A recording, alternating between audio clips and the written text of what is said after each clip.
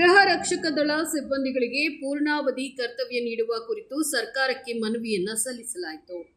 ರಾಜ್ಯದಲ್ಲಿ 25,000 ಹೋಂಗಾರ್ಡ್ಗಳು ಸೇವೆ ಸಲ್ಲಿಸುತ್ತಿದ್ದು, ಇವರಿಗೆ ವರ್ಷದಲ್ಲಿ ಕೇವಲ 3 ತಿಂಗಳು ತುರ್ತು ಸರ್ಕಾರಿ ಮತ್ತು ಸಾರ್ವಜನಿಕ ಹಬ್ಬಗಳಲ್ಲಿ ಕರ್ತವ್ಯ ನಿರ್ವಹಿಸಲು ವಿಭಾಗದಿಂದ ಹೇಳಲಾಗುತ್ತೆ.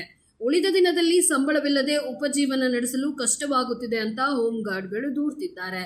ಇದರ ಬದಲಾಗಿ ಸರ್ಕಾರ ಹೋಂಗಾರ್ಡ್ಗಳಿಗೆ ವರ್ಷದ 365 ದಿನ ಪೂರ್ಣಾವಧಿ ಕರ್ತವ್ಯ ನೀಡಿ ಉಚಿತ ಬಸ್ ಪಾಸ್ ನೀಡಿ ಇಎಸ್ಐ ಮತ್ತು ಪಿಎಫ್ ಹಾಗೂ ವಸತಿ ಸೌಲಭ್ಯ ನೀಡಬೇಕಂತ ವಿಜಯಪುರ ಜಿಲ್ಲಾಧಿಕಾರಿ ಕಚೇರಿಯಲ್ಲಿ ಮನವಿಯನ್ನು ಸಲ್ಲಿಸಲಾಯಿತು. ನಮ್ಮ ಜೀವನಕ್ಕೆ ನಾವು ಬಹಳ ಕಷ್ಟದೊಳಗದೀವಿ ಸರ್.